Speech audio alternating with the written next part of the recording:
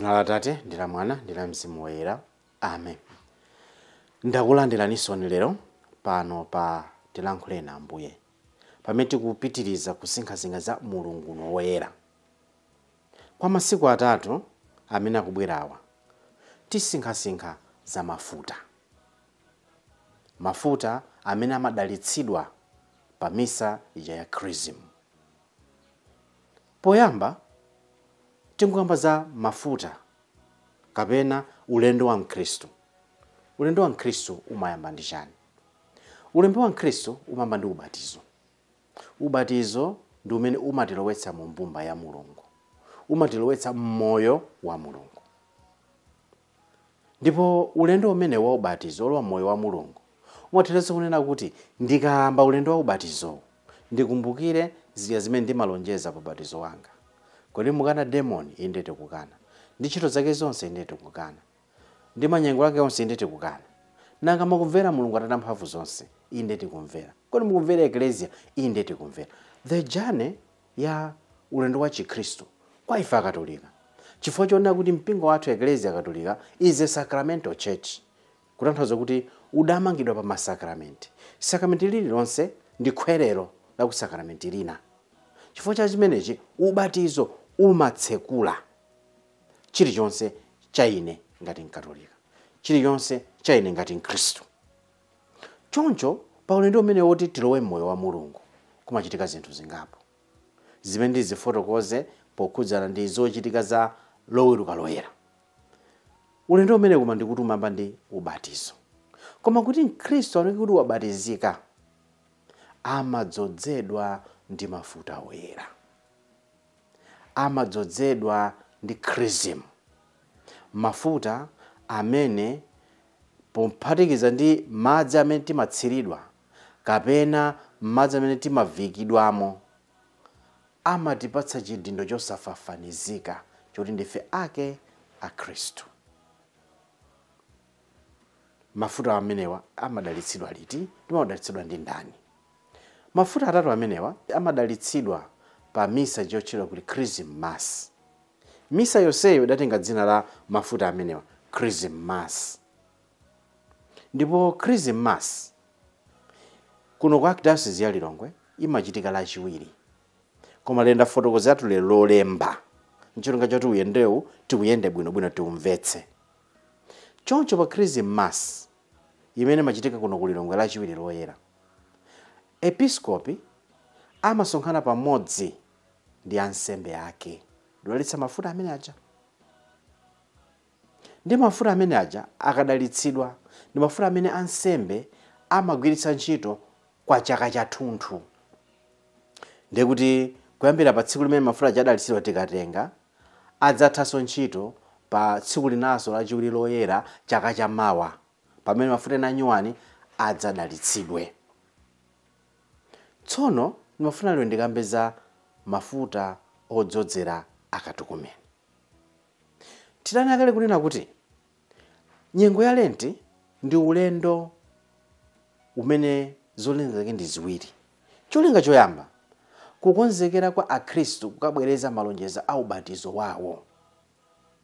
Kachiwiri ulendo wa akatekumeni kulandira masakramenti achinamwali cha Chikhristu. Zolinga zake ndi ziwiri zimenezi. Tidani nakale zimakwaniritsidwa bwanji? Kusala, kupunguza, kuchita zachifundo ndi kupemphera, ngati mizati kapena nsanamira za nyengo ya Lenti. Taneka kuti mkatukumene ndi ndani?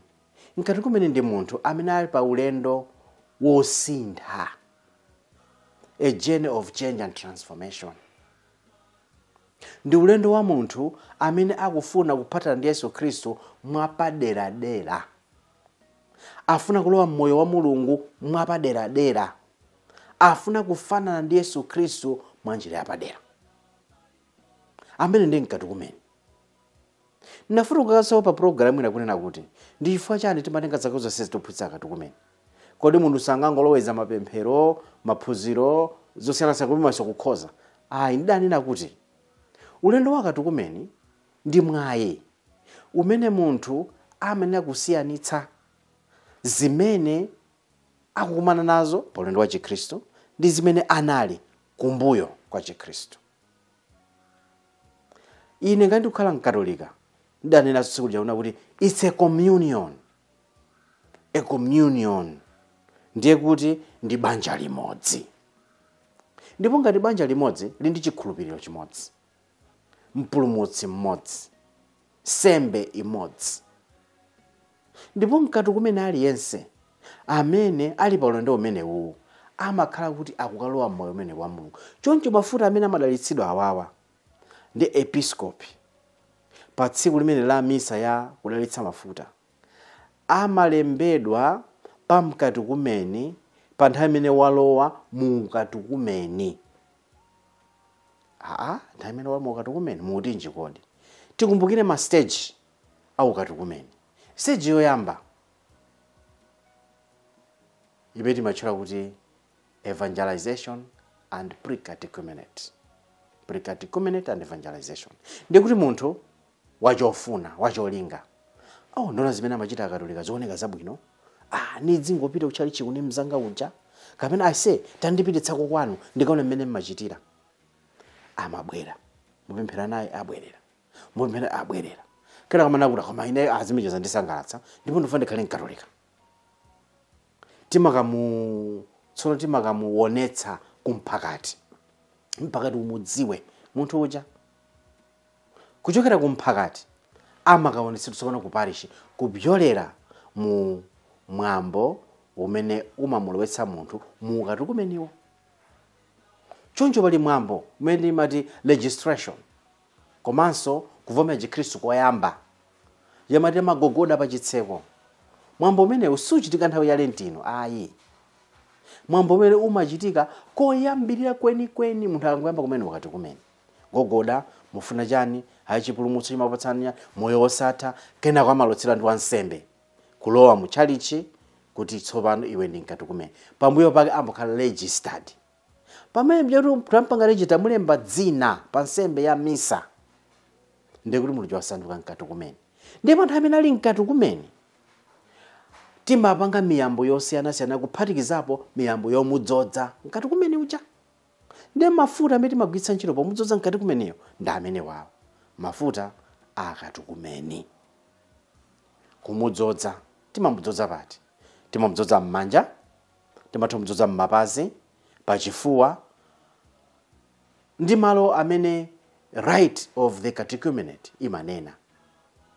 Kumudzodza kumene kuja chimakhala chizindikiro choyamba kumuyeretsa. Muja munthu timanena kuti tinakagwira ntchito tsano tachoka ntchito mmene kuja dada ndiye tifuna tionekenso twani ndiye timati tikasamba tiye tidzole mafuta kuti dzioneka phulipuli. Osati uphola yayi mwa dzioneka phulipuli.